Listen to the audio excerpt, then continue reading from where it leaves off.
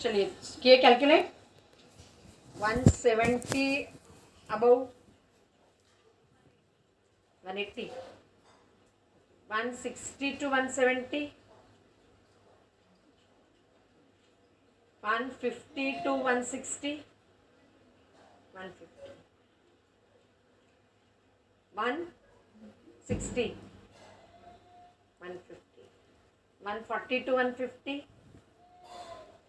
144 हाँ बोलो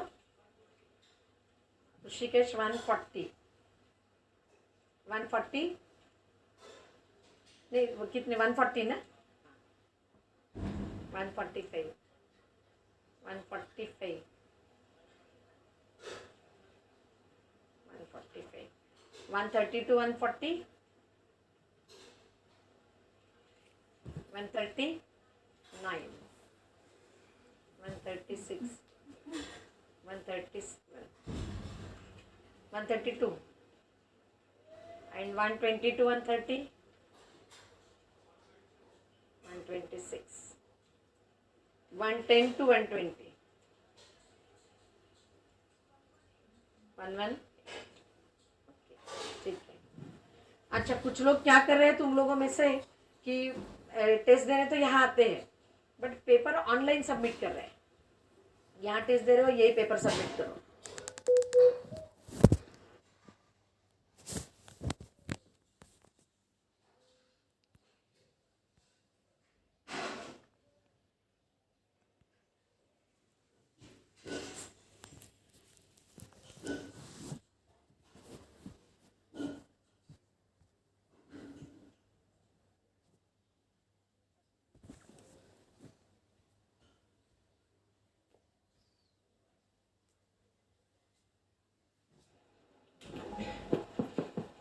चलिए फर्स्ट क्वेश्चन का आंसर बोलो। फोर्थ 5 मीटर ब्लॉक रिलीज किया यानी उसकी इनिशियल वेलोसिटी कितनी 0 और फिर ब्लॉक को वेलोसिटी मिलेगी उसे काइनेटिक एनर्जी मिलेगी बट जैसे वो स्प्रिंग को कंप्रेस करेगा ब्लॉक की काइनेटिक एनर्जी क्या होगी बोलो। यहाँ से यहाँ स्लाइड हुआ तो इसकी वेलोसिटी बढ़ते जाएगी बट यहाँ जैसे वो स्प्रिंग को कंप्रेस करना शुरू करेगा क्या होगा इसकी वेलोसिटी कम होते जाएगी और फाइनली 0 हो जाएगी। 0 हुई यानी ब्लॉक की काइनेटिक एनर्जी गई कहाँ स्प्रिंग के पोटेंशियल एनर्जी में कन्वर्ट हुई। तो ब्लॉक की काइनेटिक एनर्जी कैसे लिखेंगे half m v square this is equal to half k x square लिखती हूँ तो ये हाफ हो जाएगा कैंसिल। तो यहाँ से ब्लॉक की वी मिलेगी हमें तो v square is equal to क्या आ जाएगा ये के एक्स स्क्वायर बाय एम। बोलो मास ऑफ ब्लॉक कितना अच्छा मास ऑफ ब्लॉक है √2 व्हाट इज वैल्यू ऑफ के गिवन ओवर हियर 100 और स्प्रिंग कंप्रेस्ड हुआ 1 मीटर से दिस अपॉन एम की वैल्यू है √2 ये हो गया वी स्क्वायर बराबर है। वी स्क्वायर यानी ब्लॉक की यहाँ की वेलोसिटी हो गई तो इसे जब कंप्रेस करना शुरू किया उस समय की वेलोसिटी इनिशियल वेलोसिटी मालूम है फाइनल वेलोसिटी मालूम है तो थर्ड इक्वेशन से और एक्सेलरेशन ऑफ ब्लॉक मालूम है। बोलो how much is the acceleration of block g sin theta. तो थर्ड इक्वेशन से मैं एस निकाल सकती हूँ तो v square is equal to u square plus 2as but a कितना है यहाँ g sin theta into s हो गया तो यहाँ यू तो 0 है वी स्क्वायर है 100 by √2 this is equal to 2g into sine theta sine 45 1 by √2 into s मिलेगा तो ये √2 कैंसिल हुआ तो 100 डिवाइडेड बाय 20 तो ये हो गया 5 तो s is equal to 5 metre आ गया। Okay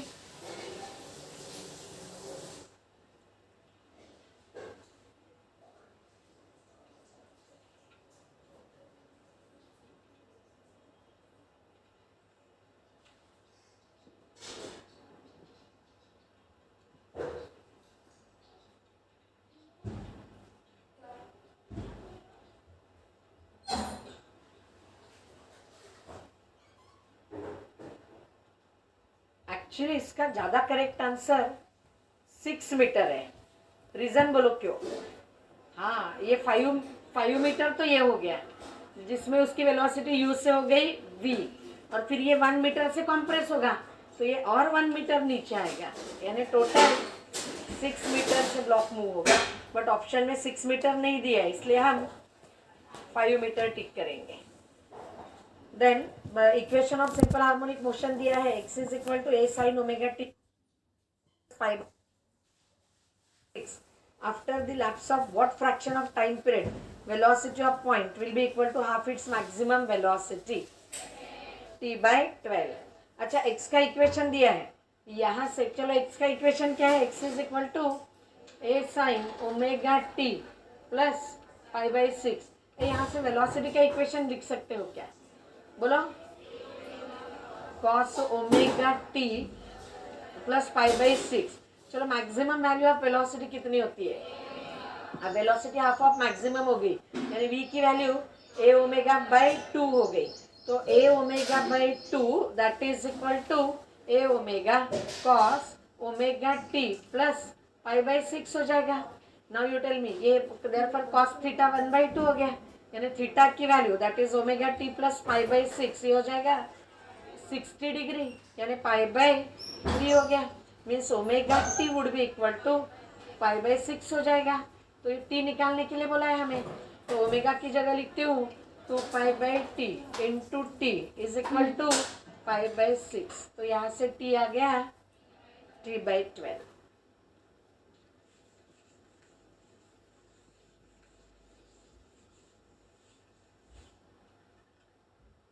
Two bodies are thrown vertically upward with initial speed in the ratio 2:3, ratio of maximum heights reached by them and ratio of their time taken to return back to ground। चलिए बताइए, maximum height reached you के term में कैसे लिखते हो, maximum height reached होती है u²/2g, तो बोलो हाइट का रेशो h1/h2, u1²/u2², और u1/u2 का रेशो है 2/3, तो स्क्वायर आ गया 4/9। अच्छा, टाइम टेकन यहाँ से यहाँ गया और वापस आया, इसको क्या कहते हो, टाइम ऑफ फ्लाइट कितना आता है 2u/g, तो बोलो टाइम ऑफ फ्लाइट का रेशियो u1/u2 आ जाएगा, यानी क्या आएगा 2/3। Okay,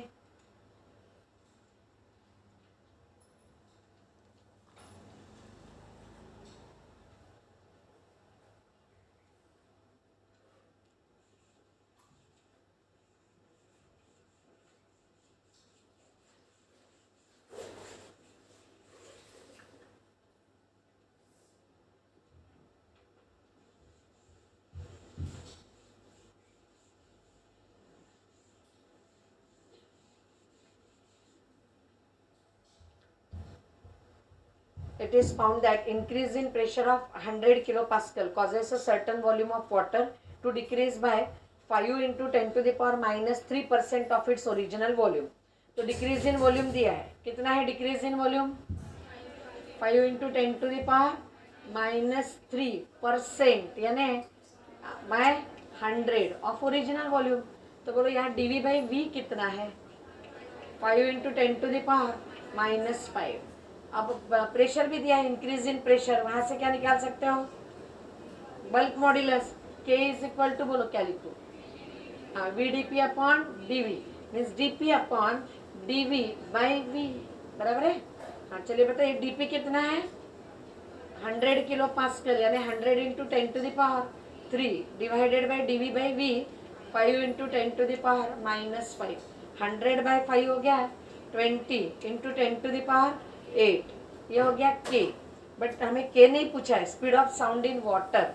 how do you write speed of sound in water, v is equal to root of k/ρ।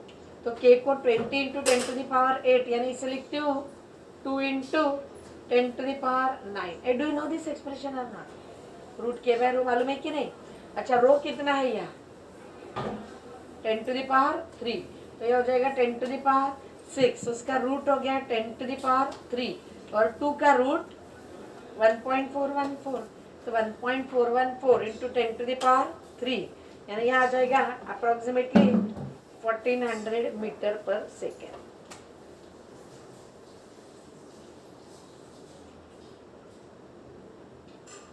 3 vectors दिए हैं and unit vector along the direction of sum of this vectors is asked. तो चलिए बताइए, पहले सम of the vectors लेंगे। क्या आएगी सम of the vectors?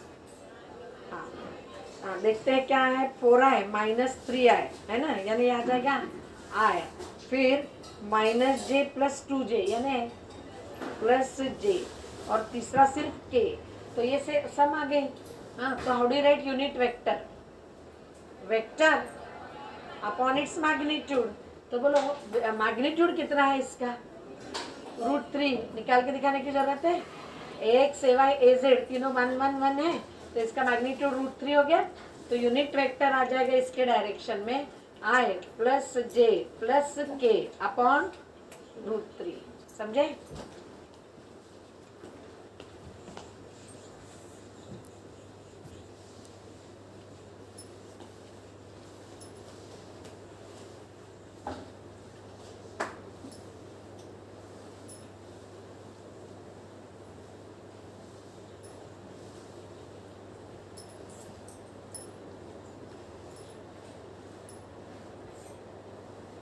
When guitar is sounded with 440 Hz tuning fork, a beat frequency of 5 Hz is heard.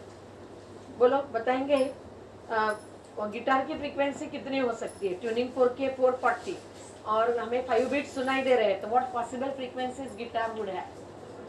435 and 445, ये possible frequencies है। दूसरे डाटा से हमें निकालना है इसमें से कौन सी पॉसिबल रहेगी। Okay, if experiment is repeated with a tuning fork of 437, bit frequency is 8, तो 437 के साथ 8 बिट्स मिल रहे हैं, तो what possible frequencies guitar would have? 437 plus 8 and 437 minus 8, तो 437 प्लस 8 यानी हो गया 445। या दूसरी पॉसिबल फ्रीक्वेंसी है 438 माइनस 437 माइनस 8, बोलो 429।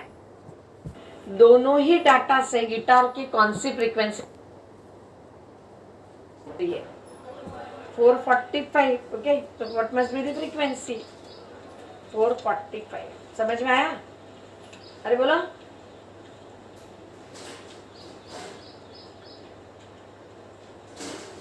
फोर्स दिया है और आर दिया है, value of alpha for which angular momentum about origin is conserve. Angular momentum कब कंजर्व होता है? टॉर्क 0 रहता है, तो एंगुलर मोमेंटम कंजर्व हुआ है यानी टॉर्क 0 हुआ है, तो यहाँ टॉर्क लिखो इक्वल टू 0 करो तो अल्फा मिल जाएगा। तो how do you write torque? R cross f. तो चलिए टॉर्क निकालती हूँ। निकाला क्या इसका आंसर आप लोगों ने? तो ये आ जाएगा आई जे के। बोलो आर कितना है यहाँ? 2 माइनस 3 माइनस 12, और एफ कितना है? हाँ 2 माइनस 6 माइनस 12, और एफ है अल्फा 3 एंड 6। ओके, तो आर क्रॉस एफ देखिए क्या आ जाएगा? Torque is equal to i into minus 6 into 6, ये हो गया माइनस 36, और ये प्लस 36 यानी 0 हो जाएगा, तो आई into 0। Okay, minus J into ये 12 माइनस 12 अल्फा, बराबर है, तो प्लस माइनस जे इंटू क्या लिखूं बोलो? 12 माइनस 12 अल्फा यानी प्लस 12 अल्फा हो गया, ये समझे? और के इंटू क्या आ जाएगा? के इंटू 6 प्लस 6 अल्फा, बराबर है, plus k into 6 plus 6 alpha, this should be equal to 0। Now कोई भी वेक्टर जब 0 होता है तो उसका हर एक कंपोनेंट 0 रहता है, तो ये वेक्टर 0 है यानी जे कंपोनेंट 0 रहेगा और के कंपोनेंट भी 0 रहेगा। तो इसका मतलब 12 प्लस 12 अल्फा विल बी 0, यानी 12 alpha is equal to minus 12, तो अल्फा हो गया -1, या यहाँ से भी अल्फा निकालो तो -1 ही आएगा। ओके, तो करेक्ट आंसर हुआ, आंसर कौन सा है? Second option.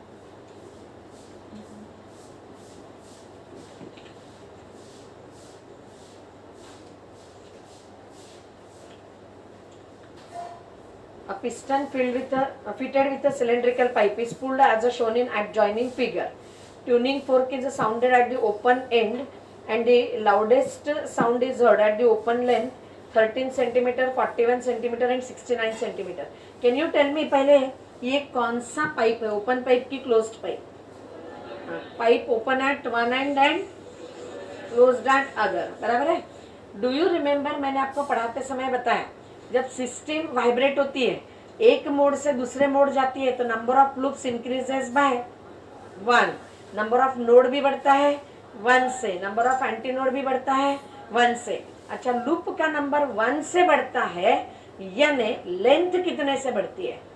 लैम्डा बाय 2 से. डू यू नो दिस और नॉट? यानी दो सक्सेसिव जो मोड्स है उसमें डिफरेंस रहेगा लैम्डा बाय 2 का, समझे? तो यहाँ ये लाउडेस्ट साउंड सुनाई दिया 13 में, 41 में और 69 में. तो ये जो दो लेंथ में डिफरेंस है वो कितने की है?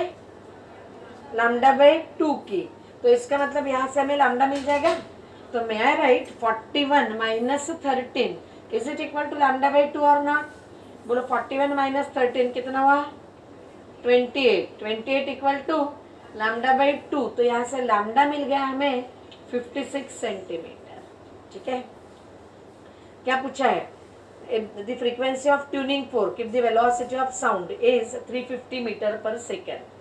बोलो कैसे निकालोगे frequency of tuning fork? n is equal to v by lambda. Resonance हो रहा है ना, यानी एयर कॉलम की फ्रीक्वेंसी और ट्यूनिंग फोर्क की फ्रीक्वेंसी दोनों सेम है. Is it okay? ये समझ में आया कि ये? हाँ, तो बोलो क्या लिखोगे? v कितना है यहाँ?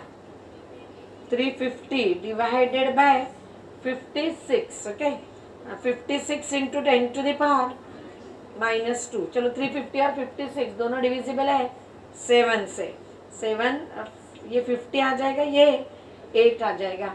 50 डिवाइडेड बाय 8 यानी 25 डिवाइडेड बाय 4, ये 6.25 इंटू 10 टू द पावर 2 यानी 625 watts.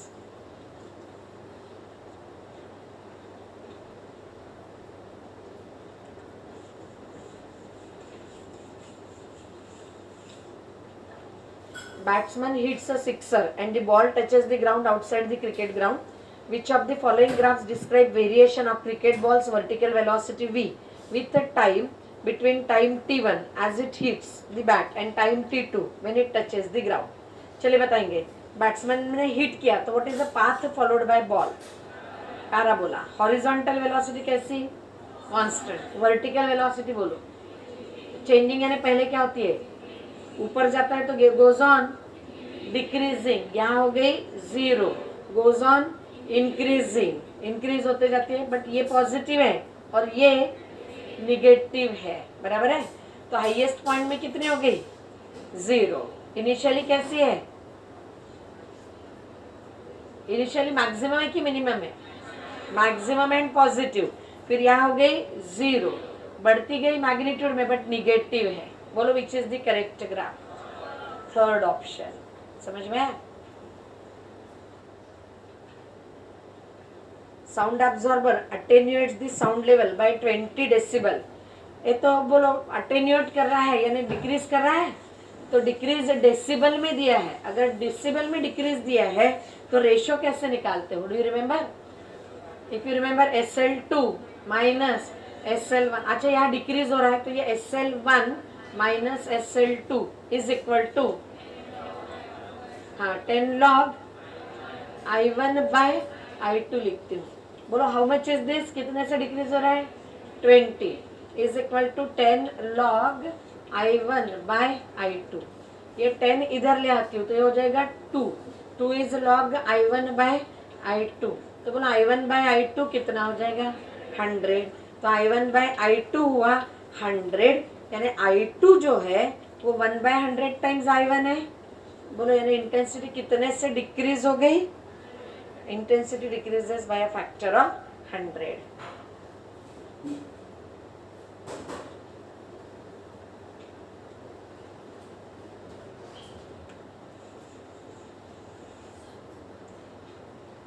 Point mass M is suspended from a light thread of length L fixed at O is whirled in a horizontal circle with at a constant speed as shown.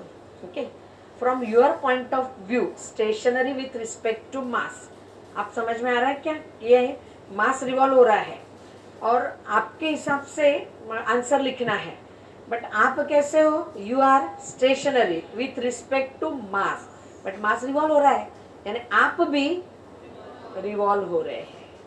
Are you getting it? Means आप कैसे observer हो, inertial कि non inertial? Non inertial.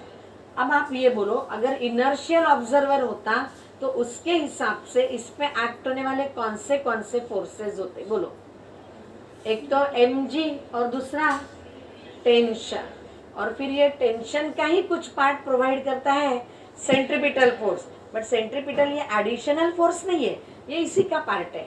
तो act होने वाले दो ही forces होते हैं इनर्शियल के हिसाब से, बट नॉन इनर्शियल के हिसाब से इस पे और एक फोर्स एक्ट होगा, है ना? तो नॉन इनर्शियल के हिसाब से इस पे एक्ट होगा T और mg और सूडो फोर्स, और वो सूडो फोर्स किस डायरेक्शन में है? अपोजिट टू, जिस डायरेक्शन में एक्सीलरेशन है उसके अपोजिट डायरेक्शन में। बोलो यहाँ एक्सीलरेशन कहाँ है? उसको टुवर्ड्स द सेंटर, तो pseudo force away from centre, यानी ऐसे एक्ट होगा, यानी उसके हिसाब से ये एक फोर्स रहेगा, ये एक रहेगा और ये एक रहेगा। तो ये हो गया T, ये हो गया mg और ये हो गया सूडो फोर्स। समझे? ये समझ में आया क्या? तो करेक्ट आंसर कौन सा हुआ? Third option.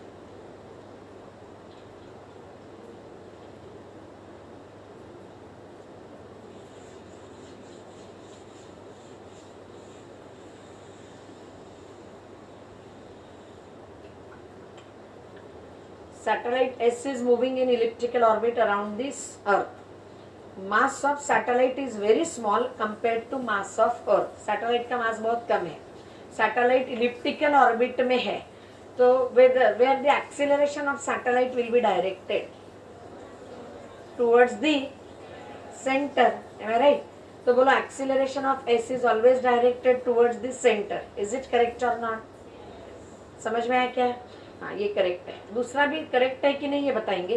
Angular momentum of S about the centre of earth changes in direction but its magnitude remains a constant. ये करेक्ट है क्या स्टेटमेंट? अच्छा, एंगुलर मोमेंटम इलिप्टिकल ऑर्बिट में कैसा रहता है? बोलो, केपलर्स लॉ पढ़े हो? एंगुलर मोमेंटम कांस्टेंट रहता है। अच्छा, एंगुलर मोमेंटम वेक्टर है, वो कांस्टेंट रहता है, यानी उसका मैग्नीट्यूड भी कांस्टेंट रहेगा और डायरेक्शन भी कांस्टेंट रहेगी। तो बोलो सेकंड ऑप्शन कह रहा है कि डायरेक्शन चेंज होगी। डायरेक्शन चेंज होगी क्या? नहीं, मैग्नीट्यूड और डायरेक्शन दोनों ही सेम रहेंगे। ओके, थर्ड ऑप्शन है